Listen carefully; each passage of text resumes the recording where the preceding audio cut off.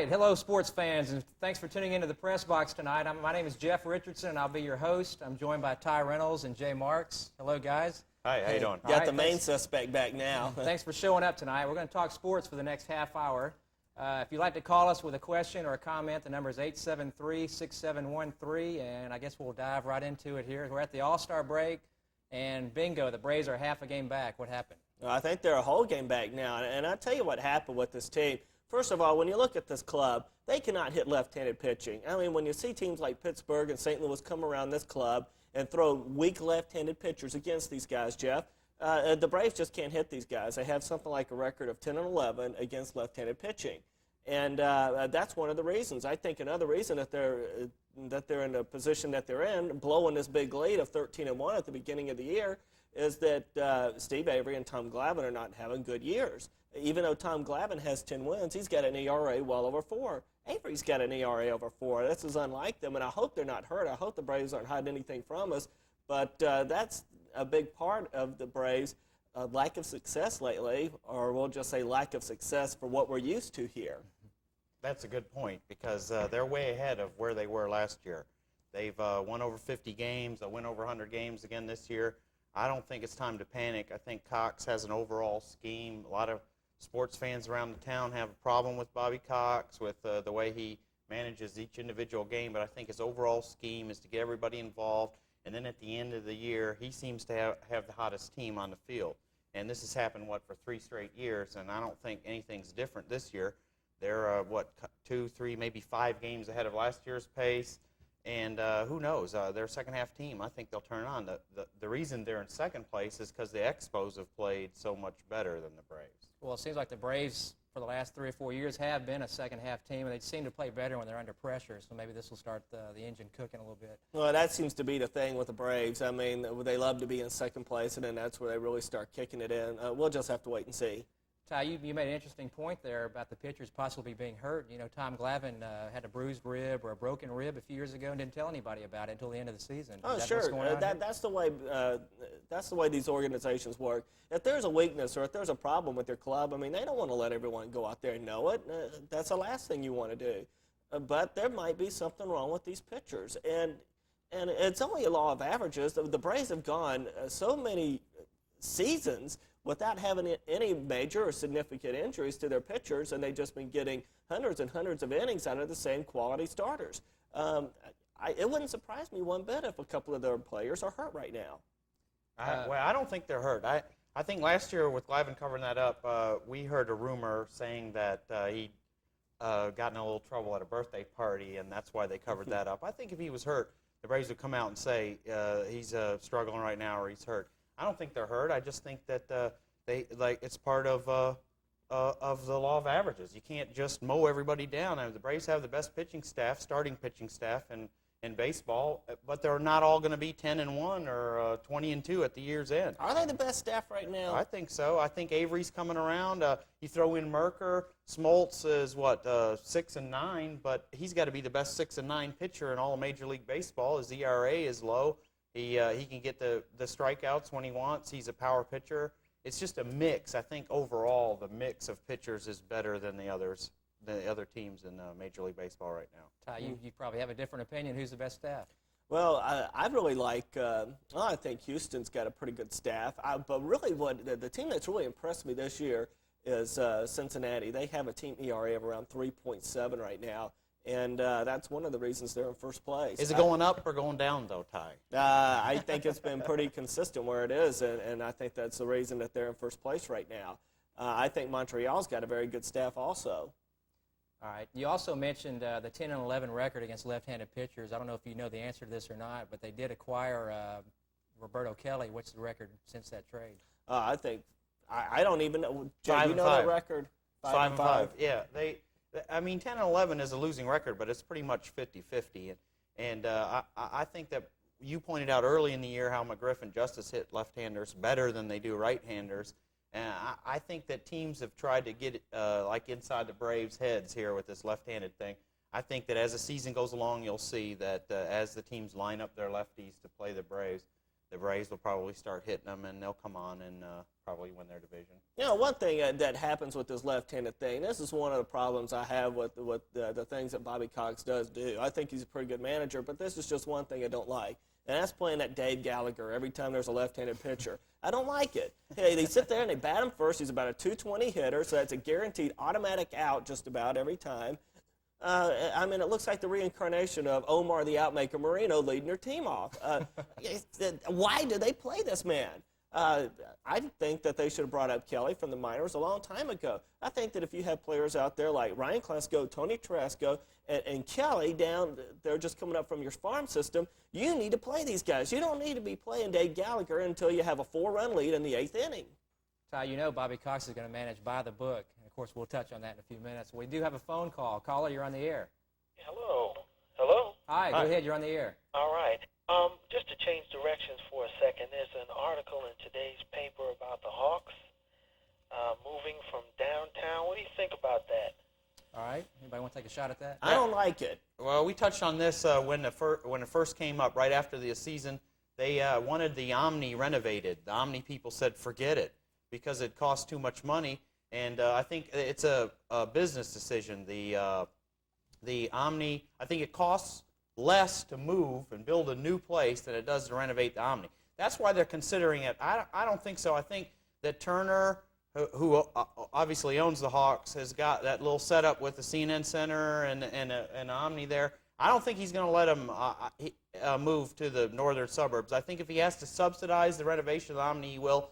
The whole thing centers around luxury boxes in Omni, doesn't it, Ty? That's definitely one of the main issues. Well, what do you think? You think they're going to eventually build another facility downtown? Now, if they build another facility, it will not be downtown. We know that for sure. However, I don't think the Hawks are going to move to another facility. I think they're going to go with some sort of, like I said, subsidy plan and borrow money from Turner and get it back through advertising or whatever. But they'll try to stay in the Omni. I really think that the Hawks organization wants to stay downtown. Okay. All right, thanks for the call. All right, keep watching. That was a good call. I think somebody did a study about the fact that maybe 70% of the Hawks season ticket holders are in the northern suburbs. Well, that's true, but then where are you going to put this facility? There was talks about putting this thing in the intersection of 400 and Abernathy Road. I mean, that place is a quagmire enough already, and it's very difficult to get in and out of that area, and then just having Roswell Road very close to that area. I don't like that move. I think it'd be really inconvenient for people to get in and out of the games. And downtown at the Omni, I think it's very convenient. I think it's very easy to get in and out of games. Because it's on a MARTA rail line. What you're forgetting, if they move to Abernathy and Roswell Road, is 50% of the fans will walk to the stadium, Ty. No, I don't know about that. They want to show off their $70,000 BMWs and Mercedes. Sure. And plus, I could have like my house as a parking lot and charge like exorbitant fees like they do at Fulton County Stadium. There you go. Put your son through college with cash. There you go. All right. What about the possibility of us getting an NHL hockey team or the Knights building an arena in conjunction with the Hawks? How is this going to play into this? Okay, I definitely think the Knights are going to move to the suburbs because they're going to try and get some sort of community involvement. And from what I hear, that's the way to go about getting people, like involved in the season ticket base, ground base sort of thing. And they're definitely moving, but they're going to move. They're going to build a facility, a smaller facility out by North Point Malls, what I hear. And it's definitely in the works. They're working on the financing right now. And if they do move out there, you might see some bigger crowds. Definitely the kind of clientele that visits these hockey games are suburbia, and there's complaints every year about having to go downtown to see a hockey game. And it was here with the Flames. You remember they'd get sometimes more people at their practices out in Marietta than they would at the actual NHL game and down in the Omni. And so I think the Knights, they're looking for some sort of community involvement to sort of inject some more money into their program. But as for the NHL, I really have a problem seeing that. First of all, you're going to need a 20,000-seat facility to get a club down here.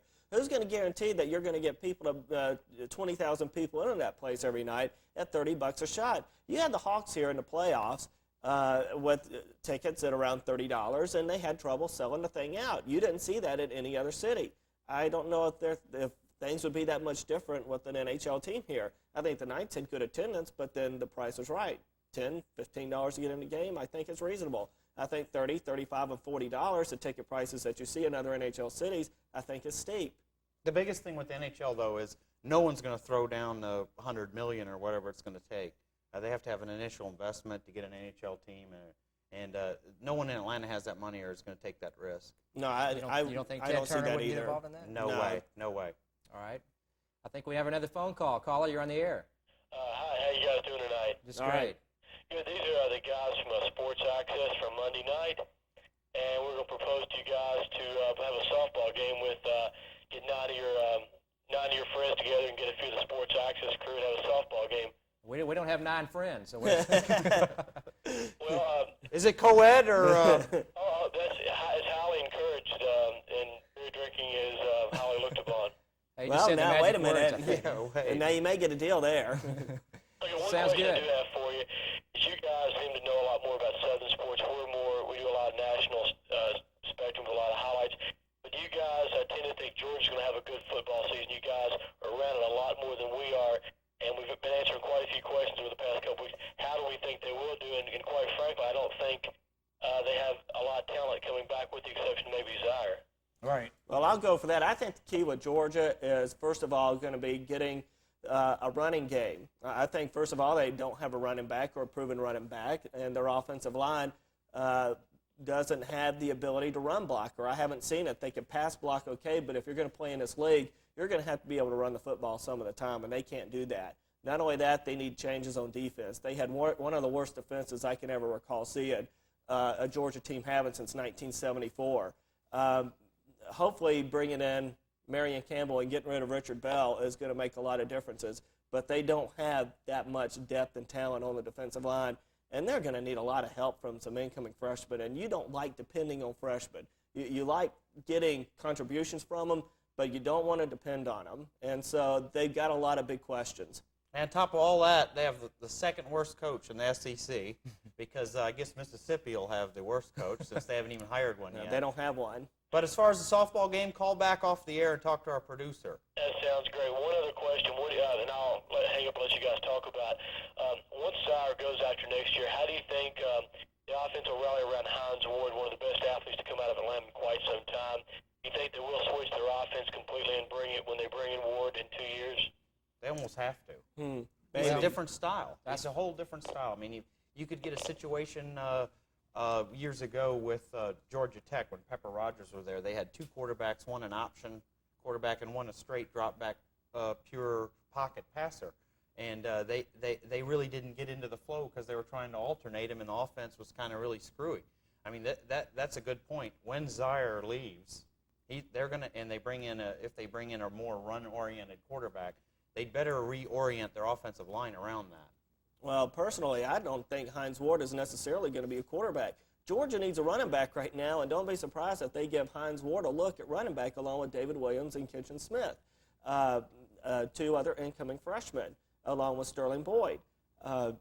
Also, I think the next quarterback is going to be Mike Bobo. He is a redshirt sophomore out of Thomasville, and they've really liked what he's done in practice. That's going to be your next quarterback at Georgia, I think. Well, Ty, you almost hit it right on the head. I don't think Hines Ward is going to be the next quarterback. He's going to be playing receiver or running back. I don't think Mike Bobo is the answer either. I think you're going to see us sign a big-name high school quarterback this year. Yeah, but he's a good punter, that Bobo guy. Well, we signed a punter this year also. All right, let's get back to we appreciate the call. thanks We will for- play some softball. yeah, and definitely. Let's get back to the Braves a little bit. We mentioned Glavin and Avery being possibly one of the differences from last year. What are some of the other differences? Well, I think the other obvious Achilles heel is the bullpen, and we've harped on this all year long since the beginning of the season.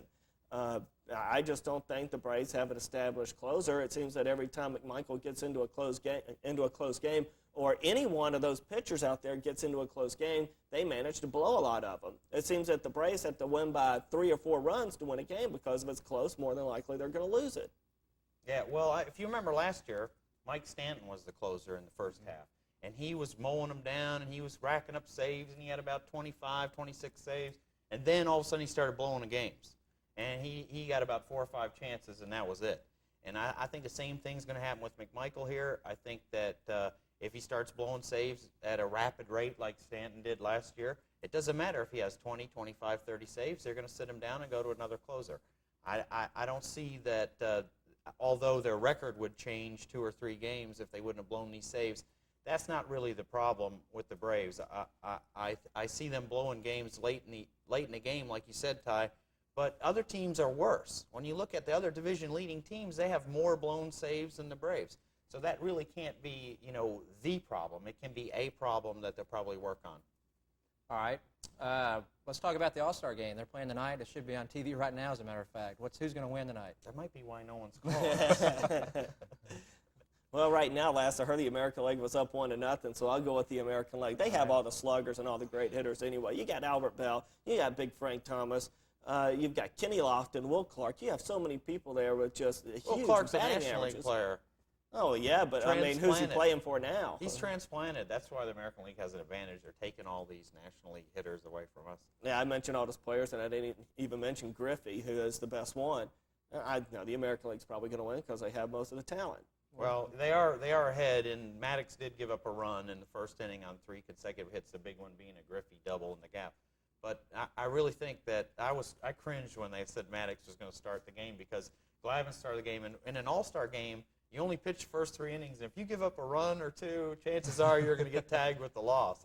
I'd rather see someone else start and bring Maddox in for the second 3 innings. All right. How do we explain the fact that the American League has won 8 straight games? I mean, what's going on? So it's cyclical. And the National League won 14 out of 15. And before that, the American League won 18 out of 20. It's just it just goes in cycles. I think during the 70s, I think the National League had a big advantage with better pitching and team speed. And now you see the American League has got some teams out there with some great quality leadoff hitters, some players out there with great speed. And there's a lot of similarities you see now in both leagues. And not only that, they've got some great fastball pitchers in the league now, where I think years before you saw the National League have more of the dominating fastball pitchers. I think now you see you may see more dominating fastball pitchers in the American League. All right. Well, let's get back on the phones. Caller, you're on the air. Yes, I just want to know, who do you think Dominique's going to this year, free agent? I think one of the teams that's going to look at him pretty hard is the New York Knicks. Who, Dominique? I got one more question. All right. What do you predict on the Georgia Bulldogs going to do? I mean, can you give me like a record? Do you think they're going to go 7-4, 8-3, or 9-2? I think this team 5-6. I think this team should go 8-3. If they don't go 8-3, I think they should fire their coach. You're kidding. Yeah. You think they're going to win 8 games? I think they should win 8 football games. They're going to be 5-6. Okay, I'm an impartial observer. Oh, you think they're going to be 5-6? Yeah. No, here it is. Tennessee's coming in, and they've lost a lot of players. They don't have a quarterback, and that's a home game. Actually, I think Georgia should be favored for that game. Are you kidding me? No, I'm not kidding you. They're not going to be favored for that game. We'll see. I would like to ask you one more question. Sure. Who do you think Dominique Whitman's going to? The New York Knicks. You heard it here about 3 weeks ago.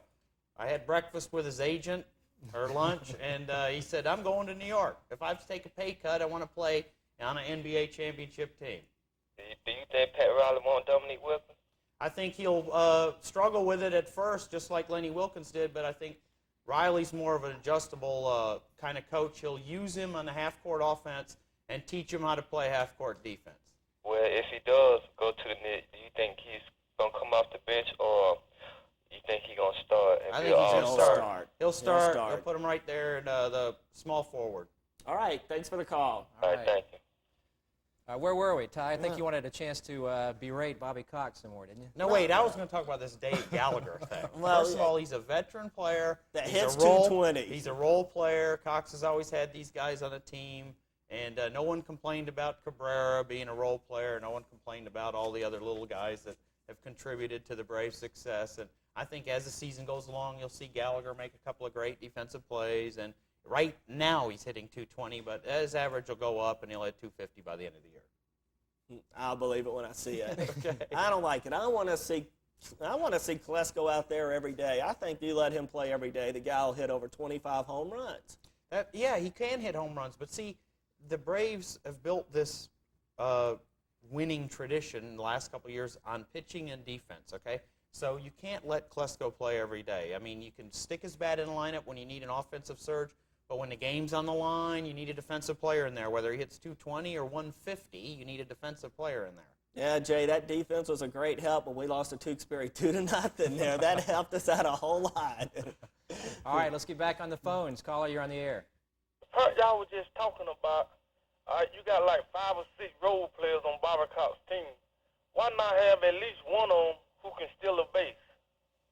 That's a good question. That's a pretty good point there. I think that's why they had Jarvis Brown as their designated pinch runner, and I think he fell out of favor because he couldn't make contact in batting practice, much less the game. So that's what I think they're going to use Roberto Kelly in that role. He'll be the guy to take off late in the game, or Mike Kelly they could bring in. They definitely are hurting in the team speed department, but if you look over the past few years, the team that's won the World Series has not been the fastest team. It's the 3-run homer that wins the World Although Series. Toronto having players like Ricky Henderson around and Roberto Alomar, I mean, there's a couple of guys that can steal one there. I think Ricky Henderson did more limping and whining than he did running. Yeah, So you look at the numbers. You get back on one of those cycles. It used to be power. Then Yeah. we got into the speed game, and we seem to be swinging back towards the power game. Sure, like Minnesota Twins, they weren't very fast. The Reds weren't very fast when they won it. It just seems No, that the Reds had 3 or 4 potential Hall of Famers on that team. You're talking about 1990 or the Big Red Machine? No, 1990. Oh, okay. I All was talking about the Big Red Machine. No, Okay. I was talking about recently. Okay. Okay, so it's like Jeff said, recently it switched back to power. And Cox, I mean, we've all been around him for years now. He plays for the 3-run homer, you know that. And if they get it, they'll win. And there won't be one caller call up next week going, they should have stole a base.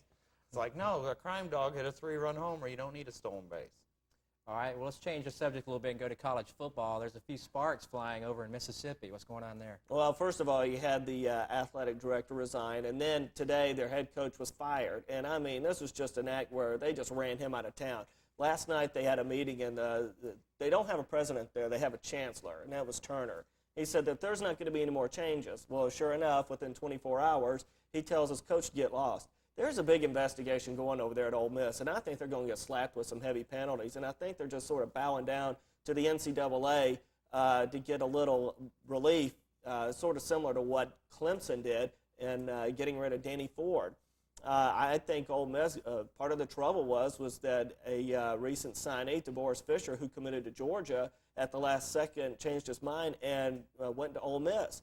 And there was a few eyebrows raised there, and they thought that there would be an investigation, and here you go. This is what happened. They gave him more money, didn't they, Ty? So he went over there. I think this is the second time, right? Brewer weathered one storm, right? And now the NCAA has come back and said, hey, here's some players saying you gave them money. And the college got together and went, hey, you're out of here, pal. So who do you think they're going to hire there? Oh, I think that, first of all, I don't think they're going to hire someone from within. I think that'd be crazy. They need to go outside and get someone. And the Ole Miss job is not that great of a job to have. So I think that they're going to need to go out there and find someone from a small school who'll go up where Ole Miss is a step up for a head coach. But I think that they need to go to a smaller school and get someone. I think Ole Miss, you think you're underrating them a little bit. That's a fairly good program. Well, the thing is that they just don't have the resources, the funds. They don't have the facility to attract the big recruits in. Mississippi produces really good football players every year in their state, but a lot of them are not very good students. And the ones that are, a lot of them get out. Alabama comes in there and clears a bunch of them out every year. Well, why should things be different? Yeah, I don't think they have a very good program, Jeff. I think that Ty touched on it. It's recruiting. They have such a small recruiting base, and then it's rated by the big colleges. You know, if it's a Catholic kid in Mississippi, where do you think he's going to go? He's going to go to Notre Dame. He's not going to go to Ole Miss. So that's a problem Ole Miss will always have. Yeah.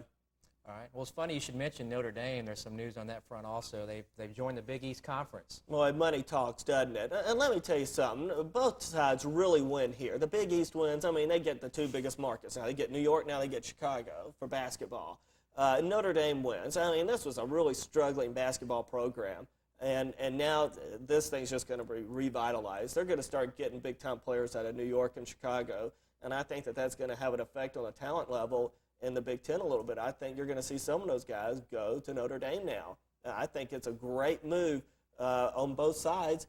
And I think who it really kills is the great Midwest, because for years they were courting Notre Dame, trying to get them in. Didn't get them. They got Penn State instead. The Big Ten did. I think that Notre Dame here, their basketball program sucks anyway. I mean, they had great point guard this year, and they couldn't win but, 6 or 7 games. Their coach, I think, he's talking over the kid's head. I think they're going to get pounded in the Big East. I think this might be, in 5-6 years it might be a good move. But I think in the first couple of years they play in that conference, it's going to hurt them. They're going to be in last place. They're going to look like they're not going to look very good, let's put it that way. Well, Jay, the conference isn't very good right now. I don't think it's very good. I think the Big East has been down for a couple of years. I think the better conferences have been the ACC and the Big Ten, and I think the Pac-10 has been catching up with the Big East and the SEC. Is, I think, a better conference this year than the Big East was. This year, I think results sort of pan that out. But overall, the Big East plays a good style of basketball. It's a pound them down inside. They got some good coaches in that league that teach fundamentals. 52 games. Yeah, they teach fundamentals. Yeah, fouling, get away with it. You don't go running down the court and make uncontested layups. That's why the Big East wanted to go to the 6 foul rule. All right, well, there's some more college news. Josh Booty, the big quarterback recruit for LSU, has signed a baseball contract, and he's only the latest in a long line of these guys. Yeah, what was it, $1.6 million? So it makes me feel good that Georgia's not the only one losing players. I can't blame a player like Josh Booty going. I mean, you give someone $1.5 million, you're set. George Lombard, I really can't blame him. I mean, over $400,000, that's hard to turn down. And he does have a really good bright future in baseball. Al Davis, the wide receiver defensive back out of Tennessee that signed with Georgia, I think made a bad move. $20,000 to go into the Pittsburgh organization. I don't think that was very smart. You lose a lot of leverage by not playing both the sports. I think he should have stayed in school.